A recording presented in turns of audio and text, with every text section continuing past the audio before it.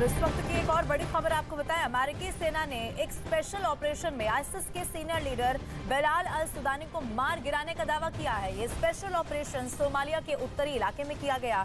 बिलाल अल सुदानी के साथ 10 और आईसिस के लड़ाकों के मारे जाने की भी खबर है। बड़ी खबर इस वक्त आपको बता दें, सोमालिया के उत्तरी इलाके में ये बड़ा ऑपरेशन किया गया, जिसमें जानकारी ये है कि बिलाल अल सुदानी के साथ 10 और आईसिस के लड़ाके मारे गए हैं। अमेरिका के पूर्व राष्ट्रपति डोनाल्ड ट्रंप एक बार फिर फेसबुक और इंस्टाग्राम चला सकेंगे। फेसबुक और इंस्टाग्राम चलाने वाली कंपनी मेटा ने इसकी घोषणा कर दी और बताया कि आने वाले हफ्तों में डोनाल्ड ट्रंप के फेसबुक और इंस्टाग्राम अकाउंट को बहाल कर दिया जाएगा। मेटा ने साल 2021 के जनवरी महीने में कैपिटल हिल दंगे पर उनकी पोस्ट के बाद उनके दोनों सोशल मीडिया अकाउंट बैन कर दिए थे।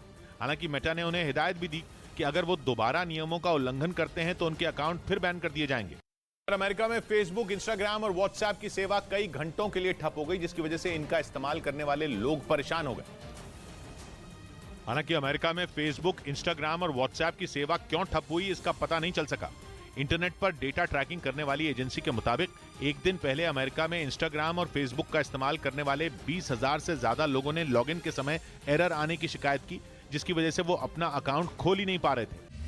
ये नया इंडिया, नए नजरिए का इंडिया, जहां लोगों का नंबर 1 भरोसा बनता है वो जो उनके मुद्दे, उनकी आवाज निडर होकर उठाता है, लोगों की नंबर 1 पसंद बनता है वो जो सिर्फ रफ्तार नहीं जिम्मेदारी पर भी विश्वास रखता है। देश का नंबर 1 न्यूज चैनल बनता है वो जो देश हित और जनहित दोनों को सर्वोपरि समझता है। News 18 India. इंस्टाग्राम और व्हाट्सएप की सेवा क्यों ठप हुई, इसका पता नहीं चल सका। इंटरनेट पर डेटा ट्रैकिंग करने वाली एजेंसी के मुताबिक एक दिन पहले अमेरिका में इंस्टाग्राम और फेसबुक का इस्तेमाल करने वाले 20,000 से ज्यादा लोगों ने लॉगिन के समय एरर आने की शिकायत की, जिसकी वजह से वो अपना अकाउंट खोल ही नहीं पा रहे थे। इस बीच चीन के अखबार साउथ चाइना मॉर्निंग पोस्ट ने यह दावा किया कि चीन और अमेरिका के लड़ाकू विमान दक्षिण चीन सागर के ऊपर टकराने से बाल बाल बच गए। इस घटना के बाद अमेरिका ने चीन के पायलट पर खतरनाक तरीके से लड़ाकू विमान उड़ाने का आरोप लगाया, जबकि चीन ने अमेरिका के आरोपों को नकारते हुए यह दावा कर दिया कि अमेरिकी लड़ाकू विमान उसकी समुद्री सीमा में घुस आया था।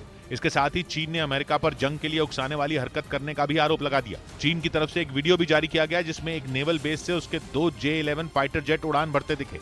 चीन के मुताबिक उसने इन दोनों लड़ाकू विमानों को दक्षिण चीन सागर में मौजूद अमेरिका के जंगी जहाजों पर नजर रखने के लिए भेजा था, जो उसकी समुद्री सीमा में घुसने की ताक में थे, और इसी दौरान उनका सामना अमेरिका के फाइटर जेट से हो गया। चीन का आरोप है कि उसकी समुद्री सीमा के पास पिछले कई दिनों से अमेरिका की सेना मिलिट्री ड्रिल करने में जुटी है, जिसकी वो कई दिनों से निगरानी कर रहा है, और इसी कड़ी में उसने अमेरिका की हरकतों पर नजर बनाए रखने के लिए अपने 2 लड़ाकू विमान उड़ाए थे। चीन का यह भी आरोप है कि अमेरिका के फाइटर जेट ने उसकी सीमा में घुसने की कोशिश भी की थी, जिसके बाद उसके पायलटों ने उसे खदेड़ना शुरू कर दिया। लेकिन अमेरिका का कहना है कि उसका विमान चीन की सीमा में दाखिल ही नहीं हुआ था, बल्कि वो विवादित क्षेत्र में चीन की हरकत पर नजर रख रहा था।